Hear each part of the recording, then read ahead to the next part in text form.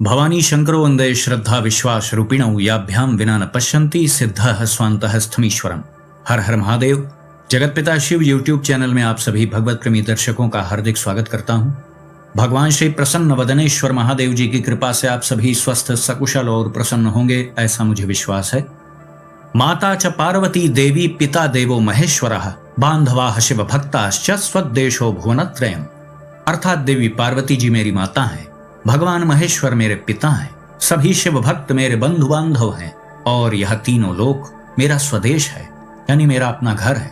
यह भावना सदा हमारे मन में विद्यमान रहे। शिव महापुराण का यह महत्वपूर्ण श्लोक है जो आपके वास्तविक स्वरूप से आपको परिचित कराता है। यह श्लोक आपको यह नहीं बताता कि आप एक मनुष्य मात्र हैं, पृथ्वी पर रहने वाले एक सामान्य से प्राणी हैं आप। यह श्लोक तो बहुत बड़ी बात कह रहा है कि माता च पार्वती देवी पिता देवो महेश्वरः है तो यह यथार्थ सत्य ही, लेकिन जीव इस बात को भूल गया है। इसीलिए तो उसका संसार में मन अधिक रम रहा है। सृष्टि में विविधता बहुत अधिक है, उसी विविधता में फंस गया है यह जीव। राग और द्वेष इसका बहुत बड़ा कारण है फंसने का। वीडियो का मूल विषय तो यह है कि वास्तविक शिव भक्त के क्या लक्षण भगवान शिव जी ने स्वयं शिव महापुराण में बताए हैं। राग द्वेष से आप रहित हो जाएं, भौतिक जगत से आपकी रुचि हट जाए, भौतिक जगत में जो चित्त उलझा हुआ है वह उससे मुक्ति पा जाए, आप अपने वास्तविक स्वरूप को पहचान लें, तो उसका कोई मार्ग तो होगा ही। शिव भक्ति का मार्ग वही मार्ग है जो आपको त्रिगुणों के माया जाल से ऊपर उठाता है। शास्त्रों में तो शिव भक्ति को ज्ञान की माता कहा गया है और आप सभी जानते हैं कि भौतिक जगत से मोहभंग हो जाए, आप अपने वास्तविक स्वरूप का अनुभव कर लें, इन सब के लिए ज्ञान की ही परम आवश्यकता होती है। किसी भौतिक क्रिया का यह सब परिणाम नहीं होता है। जीव भूल बैठा है, जीव को याद करना है, आपके शरीर से उसको कोई लेना देना नहीं है। शरीर का आश्रय लेकर के तो बस जीव प्रकाशित है, आपको दिखाई दे रहा है। अभी जीव शरीर से पृथक होकर के अलग खड़ा हो जाए तो आपकी दृष्टि शरीर पर ही होगी, आप देख ही नहीं पाएंगे कि जीव कौन है। जीव तो बहुत दूर की बात है, आप अपने सूक्ष्म शरीर को नहीं देख सकते हैं, आप बस अपने भौतिक शरीर को जानते हैं। यद्यपि भौतिक शरीर के पीछे भी और शरीर हैं, आपका परिचय उनसे नहीं।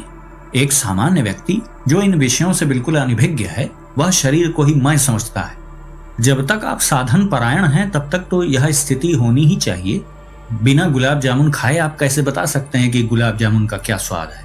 जब हम स्वयं भौतिक शरीर से अलग होने का अनुभव कर लेंगे तब हम कहेंगे कि हाँ, हम भौतिक शरीर नहीं है। जब तक हमें स्वयं इस बात का अनुभव नहीं हो रहा है तब तक हमें रटन नहीं करना है इसका कि मैं तो शरीर नहीं हूं, मैं तो शरीर नहीं हूं। जब तक आपको वास्तविक रूप में इसका अनुभव न हो जाए तब तक आपको इसके लिए प्रयत्नशील रहना है। शास्त्रों और विद्वानों के द्वारा आपने यह तो जान लिया है ना कि मैं तो कोई और ही है, भौतिक शरीर तो आपका वास्तविक स्वरूप है नहीं, वो तो इसी धरती पर उत्पन्न हुआ और यहीं मिट जाएगा, इसके आगे उसकी गति नहीं। तो दूर से लक्ष्य दिखाई दे गया है, आपको पता चल गया है कि उतनी दूर चलने पर लक्ष्य प्राप्त हो जाएगा। तो आपका कर्तव्य यह बनता है कि उस मार्ग में आप द्रुत गति से आगे बढ़ें, ना कि ये कहने लग जाएं कि मुझे तो लक्ष्य प्राप्त हो गया, मुझे तो लक्ष्य प्राप्त हो गया। ये वही टाइप की बात है जैसे लोग कहते हैं ना कि ईश्वर की इच्छा के बगैर तो पत्ता भी नहीं हिलता। तो ये केवल सुनी सुनाई बात मानी जाएगी। जब तक आपके अनुभव में ना आ जाए आपको तो क्षण क्षण पे चाय पीने का मन होने लगता है। कितनी बार आप शौचालय जाते हैं, कितनी बार भोजन करते हैं, कितनी बार फोन पे बात करते हैं, टीवी देखते हैं, दुनिया भर के कर्म करते हैं आप, तो आप यही मानते हैं कि वो सब प्रभु की इच्छा से हो रहा है। तो जब जीवन में कुछ अनुकूल चीजें प्राप्त हो जाती हैं तो उसका श्रेय आप स्वयं क्यों लेने लगते हैं। तब भी यही कहा करिए कि सब कुछ प्रभु की इच्छा से हुआ है। कहने का यह मतलब है कि ऊपर ऊपर से हमें ये नहीं कहना है कि सब प्रभु कर रहे हैं, ये तो अनुभव की बात है। बाहर से तो आप ही कर रहे हैं और दुनिया वाले भी यही देख रहे हैं कि आप ही कर रहे हैं। बाहर क्या हो रहा है उससे कोई अंतर नहीं पड़ने वाला है। आप वास्तविक रूप में क्या समझ रहे हैं, स्वयं को कर्ता भोक्ता माने बैठे हैं तो कर्मों का परिणाम भी आपके खाते में लिखा जाएगा। कर्मातीत स्थिति प्राप्त करने के लिए तो वही एक निर्धारित मार्ग है। जब पुण्य का भी हमें लोभ नहीं है, पाप वृत्ति का ही समापन हो गया तो पाप कर्म हो ही नहीं रहे, कर्ता भोक्ता भाव ही मिट गया है, तो न कर्म करने पर कर्म हो रहा है, न भोग भोगने पर आप भोक्ता बन रहे हैं। तो उस स्थिति में पहुंचने का एक मार्ग है शिव भक्ति का मार्ग। मान लीजिए आपने यह तो जान लिया कि शिव भक्ति करनी है, तो शिव भक्त की क्या विशेषताएं होती हैं, शिव भक्ति का सही प्रकार क्या है, भगवान शिव के भक्त कैसे होते हैं, उनमें क्या विशेषताएं होनी चाहिए, यह स्वयं भगवान शिव जी माता पार्वती जी को बता रहे हैं। शिव महापुराण की वायवीय संहिता के उत्तरखंड के 10वें अध्याय में जगत जननी माता पार्वती जी और भगवान शिव जी के मध्य संवाद हो रहा है। आज का यह विषय है कि एक शिव भक्त में क्या विशेषता होनी चाहिए। भगवान शिव जी यहाँ पर अपने भक्तों का मार्गदर्शन किस प्रकार कर रहे हैं, यह आपको जानने को मिलेगा। यहाँ पर प्रभु बड़ी ही महत्वपूर्ण बात यहाँ कह रहे हैं।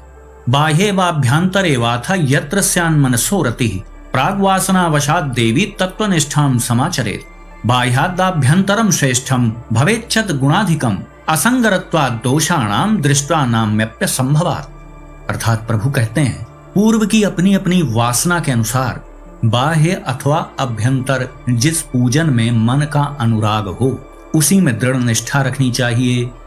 यह समझने वाली बात है। पूर्व वासना के अनुसार, पूर्व वासना वश, प्राग वासना वशात देवी अभी शब्द आया श्लोक में। इसका अर्थ यह है कि इस जन्म से पीछे के जन्मों में आपकी जिस प्रकार की भक्ति में रुचि रही है, बाह्य और अभ्यंतर भक्ति के दो प्रकार हैं। बाह्य पूजन से मतलब है जो भौतिक पूजा आप करते हैं, प्रभु के विग्रह की या पिंडी रूप में आप जो शिवलिंग रूप में आप पूजन करते हैं, वो तो बाह्य पूजन है। उसी प्रकार से आभ्यंतर पूजन होता है जो मानसिक स्तर पर होता है। इनमें से जिसमें भी आपका अनुराग हो उसी में दृढ़ निष्ठा रखनी चाहिए। आगे प्रभु कहते हैं बाह्य पूजन से आभ्यंतर पूजन 100 गुना अधिक श्रेष्ठ है। बाह्यादाभ्यंतरम श्रेष्ठम भवेच्छत गुणाधिकम। मानसोपचार पूजन बाह्य पूजन से 100 गुना अधिक श्रेष्ठ और प्रभावशाली होता है। अब यहाँ प्रभु देख लीजिए, बिल्कुल स्पष्ट रूप से आपको बता रहे हैं कि बाह्य पूजन से आभ्यंतर पूजन 100 गुना अधिक श्रेष्ठ है, क्योंकि उसमें दोषों का मिश्रण नहीं होगा तथा प्रत्यक्ष दिखने वाले दोषों की भी वहां संभावना नहीं रहेगी। लेकिन इसका यह अर्थ आप बिल्कुल ना समझ लें कि भौतिक पूजन हम फिर त्याग दें। त्याग इसलिए आप नहीं सकते हैं क्योंकि शरीर का तो भरण पोषण आप कर ही रहे हैं ना अपने। जिस दिन आप अपने शरीर से निवृत्त हो जाएं, फिर आप भौतिक पूजन से मुक्त हो जाएंगे। शरीर का पोषण आप करते हैं ना, उसे जल देते हैं, भोजन प्रदान करते हैं, तो उसी की कृतज्ञता व्यक्त करने के लिए आपको भौतिक पूजन तो करना ही पड़ेगा। बिना अपने लक्ष्य की प्राप्ति किए हुए आप बाह्य पूजन का त्याग कर देंगे तो यह कृतज्ञता मानी जाएगी। बिल्कुल सरल शब्द में समझ लीजिए, जो प्रचलित शब्द है एहसान फरामोशी, ये कही जाएगी, क्योंकि आप भौतिक जगत में अस्तित्व बनाए हुए हैं और प्रभु के प्रति कृतज्ञ नहीं है। अब ये सब देखिए भाव की बातें हैं ना। यहाँ पर श्रेष्ठ शिव भक्त की मानसिकता, उसकी विशेषता, उसके गुणों की बात हो रही है। तो जो वास्तविक शिव भक्त होगा वह प्रभु के प्रति हर क्षण कृतज्ञ होगा। जो कृतज्ञ नहीं है, प्रभु के किए हुए को नहीं मान रहा है, तो वो तो ये कह सकता है कि मैं कैसे मान लूं कि शरीर प्रभु ने दिया है, यह तो भौतिक क्रिया का परिणाम है। कुल मिलाकर के उसकी बुद्धि शरीर तक ही सीमित रहेगी। यहाँ यह बताने का प्रभु प्रयास कर रहे हैं। देखिए बहुत सी बातें शास्त्रों में इशारों में कही जाती है, या ये कह लें कि उस कालखंड में जब इन शास्त्रों को रचा गया तब सामान्य लोगों का भी बौद्धिक स्तर बड़ा ऊंचा था, जो गूढ़ बातों को भी आसानी से समझ लेते थे। अब समय परिवर्तित हो गया है, आध्यात्मिक ज्ञान विशेष रूप से लोगों को है नहीं, तो शास्त्रों की बात को बहुत प्रयास पूर्वक समझना और समझाना पड़ता है। तो यहाँ यह समझें कि प्रभु यह स्पष्ट रूप से बता रहे हैं कि बाह्य पूजन तो आपको करना ही है। पहले तो ये कहा प्रभु ने कि जिसमें आपकी पूर्व जन्म के अनुसार रुचि अधिक होती हो। जैसे आपने देखा होगा ना कि बहुत से ऐसे भक्त आपको अधिकांश रूप में मिल जाएंगे जो बाह्य सेवा करने में ज्यादा उनकी रुचि रहती है। प्रभु का खूब श्रृंगार करते हैं, खूब आरती, खूब भोग लगाएंगे, खूब प्रसाद वितरण करेंगे। बहुत अच्छी बात है, ये परम सौभाग्य है जो ये कर रहा है। सबको इसका अवसर नहीं प्राप्त होता है। और कुछ ऐसे होते हैं जो आभ्यंतर से योग करते हैं, मानसिक धरातल पर प्रभु का चिंतन करते हैं, सेवा करते हैं। दोनों प्रभु के भक्त हैं। एक बस उनके मंदिर के मेन गेट के बाहर ही नृत्य किए जा रहा है, एक अंदर पहुंच चुका है। बस इतना सा फर्क है। ये उदाहरण दे रहा हूं। बाह्य पूजन का अर्थ है कि आप प्रभु के धाम में पहुंच गए, मंदिर के बाहर ही आप उसे ही पूर्ण लक्ष्य मान लिए, वहीं मस्त होके नाचे पड़े हैं आप। तो प्रभु वो भी तो देख रहे हैं, उस पर भी कृपा हो रही। और एक और भक्त है जो मंदिर में और थोड़ा अंदर पहुंच गया, यद्यपि अभी उसने भी लक्ष्य पूरा नहीं किया है, लेकिन वह गेट के अंदर तो प्रवेश कर गया। बिल्कुल सरल शब्दों में मैं बताने का सदैव प्रयास करता हूं, इसी से आप इसको समझ लें। तो प्रभु का तो स्पष्ट आदेश है कि मानसिक पूजन जो है वह बाह्य पूजन से 100 गुना श्रेष्ठ है, क्योंकि वहां पर विभिन्न प्रकार के दोष दर्शन नहीं हो सकते। अब आप हो सकता है भौतिक रूप में पुष्पमाला चढ़ाएं तो उसमें सारे पुष्पमाला एकदम ताजे ना हो, लेकिन जब आप मानसिक स्तर पर करते हैं तो वहां भाव प्रधान पूजन होता है। उसमें तो आप 1001 कमल की माला प्रभु को अर्पित कर सकते हैं, करोड़ों बिल्वपत्र अर्पित कर सकते हैं। यहाँ तो फल मिष्ठान आदि आप अर्पित करेंगे तो उसमें तो कुछ दोष की संभावना हो सकती है, लेकिन मानसिक स्तर पर जो आप प्रभु को भोग समर्पित करते हैं वह परम पवित्र होता है, क्योंकि वह समस्त पूजन भावना प्रधान है। ये सब किसके लिए कह रहे हैं प्रभु? यहाँ तो माता के सामने प्रभु ये बात कर रहे हैं। वास्तविक रूप में तो अपने भक्तों को ही ये बात बता रहे हैं कि मेरे भक्तों में ये विशेषताएं होनी चाहिए। आगे प्रभु कहते हैं, शौचमाभ्यंतरम विद्यान बाह्यम शौचमुच्यते अंतः शौच विमुक्तात्मा शुचिरप्यशुचिर्यतः बाह्यमाभ्यंतरम चैव भजनम भावपूर्वकम न भावरहितम देवी विप्रलंबैक कारणम। प्रभु कहते हैं भीतर की शुद्धि को ही शुद्धि समझना चाहिए, बाह्य शुद्धि को शुद्धि नहीं कहते हैं। जो आंतरिक शुद्धि से रहित है वह बाहर से शुद्ध होने पर भी अशुद्ध ही है। आगे प्रभु कह रहे हैं बाह्य और आभ्यंतर दोनों ही प्रकार का भजन भाव पूर्वक यानी अनुराग पूर्वक ही होना चाहिए। बाह्यमाभ्यंतरम चैव भजनम भाव पूर्वकम। प्रभु कह रहे हैं ना श्लोक में कि बाहर का और अभ्यंतर का दोनों ही प्रकार का जो भजन है वह भाव पूर्वक यानी अनुराग पूर्वक होना चाहिए। वाचिक रूप से आप प्रभु का भजन कर रहे हैं तो वह भी भाव पूर्वक हो, और जो आभ्यंतर का भजन है वह भी अनुराग पूर्वक यानी भाव पूर्ण होना चाहिए। भाव रहित यानी बिना भाव के जो भजन होता है वह तो एकमात्र विप्रलंब यानी छलने का कारण मात्र है। विप्रलंबई का कारणम यानी प्रभु को आप छल रहे हैं। आगे प्रभु कहते हैं, कृतकृत्यस्य पूतस्य मम किम क्रियते न रहे बहिर्वाभ्यंतरम वाथ मया भावो ही गृह्यते भावैकात्मा क्रिया देवी मम धर्मः सनातनः मनसा कर्मणा वाचा ह्यनपेक्षा फलम क्वचित। अर्थात प्रभु कहते हैं मैं तो सर्वदा ही कृतकृत्य एवं पवित्र हूँ, मनुष्य भला मेरा क्या करेंगे। उनके द्वारा किए गए बाह्य तथा आभ्यंतर पूजन में उनका जो भाव यानी प्रेम है उसी को मैं ग्रहण करता हूँ। अब यहाँ आप फौरन समझ जाएं कि प्रभु उसी भक्त की सेवा अधिक स्वीकार करते हैं जो भाव पूर्ण रूप से सेवा करता है। भले आप कांटों वाला धतूरा उनके पास चढ़ा के आ जाएं, भाई आप बहुत संपन्न नहीं है, आपके पास सामान्य चीजें ही हैं प्रभु की सेवा के लिए।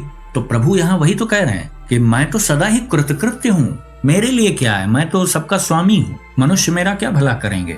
उनके द्वारा जो बाह्य आभ्यंतर से पूजन किया जाता है उसमें जो भाव है बस मैं उसे ही स्वीकार करता हूँ, उसी से मेरा लेना देना है। बाहर आप चाहे मुझे दूध अर्पित करें या विष अर्पित करें, मुझे कोई फर्क नहीं पड़ने वाला, धतूरा विष ही तो है। आप स्वयं विचार करें, प्रभु को एक से बढ़कर एक मिष्ठान्न का भी भोग लगता है और धतूरे का भी भोग लगता है प्रभु को। तो प्रभु कह रहे हैं कि मेरे भक्तों में विशेष रूप से यह गुण होना चाहिए कि वह भाव प्रधान बाह्य या अभ्यंतर सेवा करें। आगे कह रहे हैं प्रभु क्रिया का एकमात्र आत्मा भाव ही है। प्रभु कह रहे हैं जो क्रिया में मुख्य तत्व है वह भाव ही है। जो भी आप प्रभु के निमित्त सेवा कर रहे हैं उसमें देखने और समझने वाली चीज जो प्रभु को लगती है वह भाव ही है। बस मन वाणी और कर्म द्वारा कहीं भी किंचन मात्र फल की इच्छा न रख कर ही क्रिया करनी चाहिए। प्रभु कहते हैं, हे देवेश्वरी, फल का उद्देश्य रखने से मेरा आश्रय लघु हो जाता है, क्योंकि फलार्थी मतलब जो फल पाने की इच्छा रख करके मेरा पूजन कर रहा है, मेरी भक्ति कर रहा है, तो यदि फल न मिला तो वह मुझे छोड़ सकता है। प्रभु को इस बात की बड़ी चिंता रहती है कि मेरा प्रेमी भक्त मुझसे न बिछड़े, जो हर क्षण उनको स्मरण करता है या हर क्षण उनको स्मरण करने का प्रयास करता है, उसमें प्रयासरत है, गिरता है फिर संभलता है, गिरता है संभलता है। प्रभु उसकी भी बहुत परवाह करते हैं। उन्हें इस बात की बहुत चिंता रहती है कि यदि फलार्थी को फल न मिला तो वह मुझे छोड़ सकता है। इसीलिए वो कह रहे हैं कि जो वास्तविक भक्त है वह फल को उद्देश्य बना करके भक्ति न करे, क्योंकि मान लो प्रारब्धवश मनोकामना पूर्ति नहीं हुई, ये तो सत्य है कि प्रभु भविष्य को भी मिटा सकते हैं, लेकिन सब के लिए यह उचित नहीं है ना। फिर ऐसे तो सृष्टि का विधान भंग हो जाएगा ना। कर्म फल का विधान कोई बहुत ही बड़ा भक्त हो तो प्रभु उसके लिए बदल सकते हैं। मुझे तो नहीं लगता है कि हम लोग उस स्तर के भक्त हैं। तो प्रारब्ध का भोग इसीलिए बड़े बड़े महापुरुषों को भी करते हुए देखा गया है। सब लोग अपनी दृष्टि दौड़ा लें, इतिहास से लेकर वर्तमान तक में जितने भी लोग हैं जो अध्यात्म जगत में उच्च शिखरों पर हैं, तो उनके साथ भी प्रतिकूलता रही है जीवन में। यदि ऐसा न हो तो बड़े बड़े महापुरुष भी, बड़े बड़े तपस्वी भी जीवन में प्रतिकूल परिस्थितियां झेलते हुए क्यों दिखाई दे जाते हैं? तो प्रारब्ध के अनुसार यदि कोई प्रतिकूल परिस्थिति आनी है, आपकी मनोकामना नहीं पूर्ण होनी है, आपने मनोकामना में बहुत बड़ी नौकरी मांग ली, वो नहीं लग पाई, अब आपकी अश्रद्धा हो गई, तो उसी के लिए प्रभु यहाँ कह रहे हैं कि ऐसा भक्त मुझे छोड़ सकता है फिर। इसीलिए सबसे अच्छा मार्ग वो बता रहे हैं अपने भक्तों के लिए कि भैया प्रभु के प्रति समर्पित हो जाओ, कोई फल की आकांक्षा ही मत रखो। यद्यपि यह भी सत्य है कि जो मांगेंगे आप, अगर प्रारब्ध आपका अनुमति उसकी देता है, छोटी मोटी उसमें कुछ बाधा है, तो प्रभु उसे दूर कर देंगे, निश्चित रूप से आपकी मनोकामना पूर्ण हो जाएगी। आगे देखिए, बहुत महत्वपूर्ण बात प्रभु कह रहे हैं, फलार्थिनोपि यस्यैव मयि चित्तम प्रतिष्ठितम भावानुरूप फलदस् तस्याप्य हमनिन्दिते फलानपेक्षया येषां मनो मत प्रवणं भवेत् प्रार्थयेयुः फलं पश्चात् भक्तास्तेऽपि मम प्रियाः। अर्थात प्रभु कहते हैं, फलार्थी होने पर भी जिस साधक का चित्त मुझ में ही प्रतिष्ठित है, मतलब ऐसा भक्त जो फल की भी इच्छा रखता है और प्रभु को भी चित्त में रखे हुआ है, प्रभु से भी उसे स्नेह है और वो चाहता है कि उसे फल की प्राप्ति भी हो जाए, तो प्रभु कह रहे हैं कि उसे उसके भाव के अनुसार मैं फल अवश्य देता हूँ। आगे और भी महत्वपूर्ण बात कह रहे हैं कि जिनका मन फल की इच्छा में नहीं लगा हुआ है, लेकिन बाद में आगे चल करके उनके मन में कुछ फल पाने की इच्छा हो, तो वे भक्त भी मुझे प्रिय हैं। मतलब हो सकता है कि आप निष्काम भाव से भक्ति को प्रारंभ किए हों, प्रभु की साधना जब आपने प्रारंभ की तो आपका मन ये था कि मुझे तो इष्ट की प्राप्ति करनी है, लेकिन कुछ दिनों बाद कुछ अनुकूल परिस्थितियां प्रभु ने बना दी, तो अब आपको भौतिक जगत की वस्तुएं चाहिए, कुछ भौतिक फल प्राप्त करने की आपके भीतर आकांक्षा आ गई, तो प्रभु कह रहे हैं कि वे भक्त भी मुझे प्रिय हैं, मैं उनसे भी कोई भेद नहीं रखता हूं कि ये तो पहले मुझे प्राप्त करना चाहता था, लेकिन अब ये अपनी भक्ति का भौतिक फल चाह रहा है, तो प्रभु कह रहे हैं उससे मुझे कोई लेना देना नहीं, वे भक्त भी मुझे प्रिय हैं।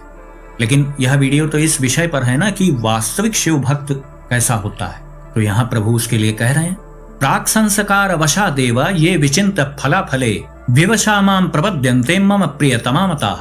अर्थात प्रभु कह रहे हैं जो पूर्व संस्कार वश ही फलाफल की चिंता न करके विवश होकर के ही मेरी शरण ले लेते हैं, यानी जो पूर्व के संस्कार, पूर्व जन्म के संस्कार के वश जो शरण लेते हैं, उनकी शरण ज्यादा विश्वसनीय होती है ना, क्योंकि वो पीछे कई जन्मों से ऐसा करते आ रहे हैं, तो उनके लिए प्रभु कह रहे हैं वे भक्त मुझे अधिक प्रिय हैं।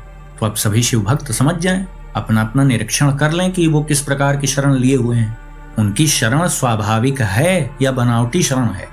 जो पूर्व संस्कार वश पिछले जन्म के संस्कार के परिणाम स्वरूप फलाफल की चिंता न करके भौतिक फल मिलेगा कि नहीं मिलेगा, पाप कैसे नष्ट होंगे, जीवन में अनुकूलता मिलेगी कि प्रतिकूलता मिलेगी, इन सब की जो चिंता नहीं करता, विवश होकर के मेरी शरण ले लेता है।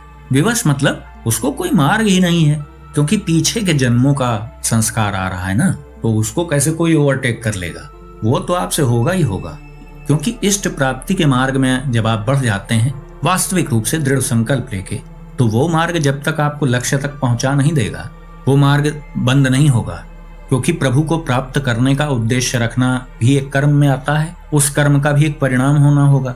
यदि आपने वास्तविक रूप से प्रभु को चाहा है तो उसका परिणाम क्या होगा कि आपको प्रभु मिलने चाहिए, तो उस कर्म का कब परिणाम आएगा, कभी ना कभी तो आएगा ही। प्रयासरत रहिए, जब तक सफल नहीं हो जाएंगे तब तक परीक्षा देते रहिए। हर बार आपको शास्त्रों का सहारा मिलेगा, महापुरुषों का, गुरुजनों का सहारा मिलेगा, प्रभु ने इसकी व्यवस्था भी कर रखी है ना। ऐसा नहीं है कि आपको संसार में फेंक दिया और बाहर निकलने का रास्ता नहीं बताया गया है, बस विश्वास नहीं होता है, क्योंकि मैं वीडियो के पहले ही बता चुका हूँ, जीव सब कुछ भूल चुका है। अब आगे देखिए, बहुत ही महत्वपूर्ण श्लोक है, मन लाभान परो लाभस्तेषामस्ति यथा तथम ममापि लाभस्तल्लाभान नापरः परमेश्वरी। प्रभु कह रहे हैं उन भक्तों के लिए मेरी प्राप्ति से बढ़कर दूसरा कोई वास्तविक लाभ नहीं है। उन भक्तों के लिए, किनके लिए? वही जो पूर्व संस्कार वश प्रभु की शरण ले लिए हैं, उन्हें स्मरण में आ गया है कि हाँ मेरा छूटा हुआ मार्ग यही था, तो उन भक्तों के लिए मेरी प्राप्ति से बढ़कर दूसरा कोई वास्तविक लाभ नहीं है। जो वास्तविक मेरा भक्त होगा उसके लिए मेरी प्राप्ति से बड़ा क्या लाभ होगा? वो धन मांगेगा क्या? बहुत बड़ा बंगला मांगेगा? इसी श्लोक में आगे प्रभु ने क्या कहा, ममापि लाभस्तल्लाभान नापरः परमेश्वरी। उन भक्तों के लिए मेरी प्राप्ति से बढ़कर दूसरा कोई वास्तविक लाभ नहीं है, तथा मेरे लिए भी वैसे भक्तों की प्राप्ति से बढ़कर और कोई लाभ नहीं। प्रभु की बस इसमें ही मात्र रुचि है कि जो मुझे प्राप्त करने वाले भक्त हैं वह मेरे पास ही रहें, मुझसे दूर नहीं। वैसे भक्तों की प्राप्ति से बढ़कर मेरे लिए भी और कोई लाभ नहीं है। प्रभु स्वयं ये बात कह रहे हैं, ममापि लाभस्तल्लाभान्ना परः परमेश्वरी। तो अब आप जान लीजिए कि वास्तविक शिव भक्त कौन है, जो स्वाभाविक रूप से ही प्रभु की शरण में है। वास्तविक शरणागत वही होता है जो लाभालाभ का चिंतन न करते हुए स्वाभाविक प्रेम भाव से भगवान महादेव जी की शरण लेता है। जो लोग भौतिक उद्देश्यों की पूर्ति के लिए, मनोकामना आदि की पूर्ति के लिए प्रभु से जुड़े हुए हैं, उनकी भी इच्छा के अनुरूप फल प्रभु उन्हें प्रदान करते हैं। यहाँ पर उन्होंने पहले ही ये बात कह दी, फल की इच्छा रखने वाला साधक हो या निष्काम भाव से साधना प्रारंभ किया और बाद में चल करके उसका मन भौतिक जगत में भी आकर्षित हो गया, तो उसका भी प्रभु सम्मान करते हैं। लेकिन यह भी बता दिया कि वास्तविक शिव भक्त कौन है, जो पूर्व संस्कार वश ही फलाफल की चिंता न करके, लाभ हानि की चिंता को छोड़ के विवश होकर, विवश मतलब विधान के अनुसार जो होना है उसके अनुसार विवश होकर वह शरण ले लेता है। पूर्व जन्म की जो भक्ति का प्रभाव है उसके अनुसार, उसके प्रभाव से जब कोई शरण लेता है तो वह स्वाभाविक शरणागत होता है। लाभ हानि की चिंता करके शरण लेना, जैसे कहीं सुन लिया कि उस धाम में जाकर के मनोकामना पूर्ति होती है तो वहां भी पहुंच गए, इस देवता का भी अनुष्ठान कर लिया, उसका भी कर लिया, करना चाहिए, इसमें कोई बुराई नहीं है। लेकिन जो वास्तविक शरणागत होता है ना, वो अपनी सारी समस्या, अपनी सारी बातें वो अपने इष्ट के सामने रखता है।